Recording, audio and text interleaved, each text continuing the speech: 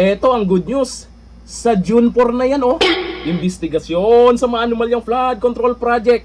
Karagdagang good news. Si Marcoleta lang naman ang itinilagang mamuno sa bagong binuong Blue Ribbon Subcommittee. Hala, lagot kayong mga buhaya. Magbalot-balot na habang maaga-aga pa. Hindi lang yan. Si Pinky, may babala. Anong babala niya? Eto, unahin muna natin itong good news tungkol po sa maanumalyang flood control project na yan. Excited to. Senator Marcoleta itinalagang mamuno sa flood control probe. Isang malaking tungkulin ang ipinagkatiwala kay Senator Rodante Marcoleta. Yan dapat. Matapos siyang italagang mamuno sa bagong binuong Blue Ribbon Subcommittee na magsasagawa ng investigasyon sa mga aligasyon ng anomalya sa mga flood control projects ng pamahalaan. Ako, mukhang merong hindi makakatulog dyan. Lalo na yung mga nabanggit ang pangalan netong nakaraan. May nabanggit na pangalan. Senador pa ang mga yan. Hala. Malamang, gagawa na naman sila ng issue dyan. Dyan sa Senado, gagawa na naman sila kung anong gagawin nilang, ewan ko lang kung anong plano nila para guluhin yung senador na nagtatrabaho. Itong si Pinky, balita natin may babala. Inanunsyo ni Senate President Alan Peter Cayetano ang pagbuo ng subcommittee kasabay ng pagtakda ng unang pagdinig sa June 4, 2026. Ayon sa inilabas na impormasyon, si Marcoleta ang magiging chairman ng komiteng tutok sa usapin. Ayon pa sa inilabas na anunsyo, si Marcoleta rin ang maglalabas ng mga opisyal na notice at paanyaya sa mga resource persons na inaasahang haharap sa investigasyon. Yung ex-Marines, kabang-abang yan ha.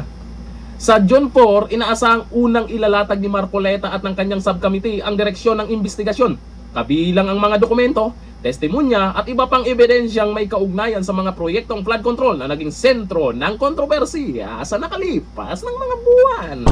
Naku, excited yan. Alam nyo, sa totoo lang, itong investigasyon ngayon sa flood control project, mas excited ang karamihan kaysa dun sa impeachment, BP Sara. Totoo. Kasi dito, sa maanumalyang flood control project, alam natin na may mga nababanggit niya nakaraan. May mga congressman, may senador, at merong mastermind. Halaka.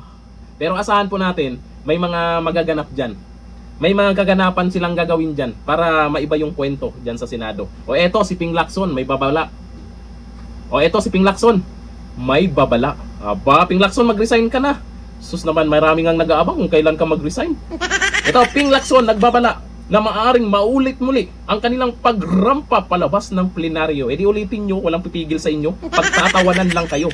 Nagbabala Senador Pampilo Ping Lacson, maaaring muling magsagawa ng walkout ang minority bloc kung ipipilit ng mayorya ang panukalang amyendahan ng Senate Rules upang payagan ng remote participations of online voting ng mga senador. Yan yung issue niya no? Mag-react ka kaya Ping Lacson tungkol sa maanumalyang flood control project? Magsalita ka. Kasi alam po namin, mapapahiya ka talaga dito sa parating na investigasyon. June 4 yan. Sa June 4 na yan. Ayon kay Lacson, handa umano silang ulitin ang naging hakbang noong nakaraang Martes. Di pagtawanan din kayo ulit. Ulitin nyo at ulit-ulit din kayong pagtatawanan.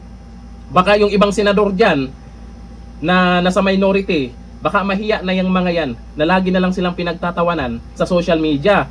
Malamang, pag nahiya na sila, baka mabawasan kayo sa minority ba? Lumabas ang pahayag ni Lacson sa gitna ng nagpapatuloy na tensyon sa Senado, kaugnay ng panukalang pahintulutan ng mga senador na makalahok at makaboto sa mga sesyon sa pamamagitan ng teleconferencing o remote participations. Naku, gumagawa lang kayo ng issue. Balik tayo sa flood control. Flood control tayo. Flood control, Lacson.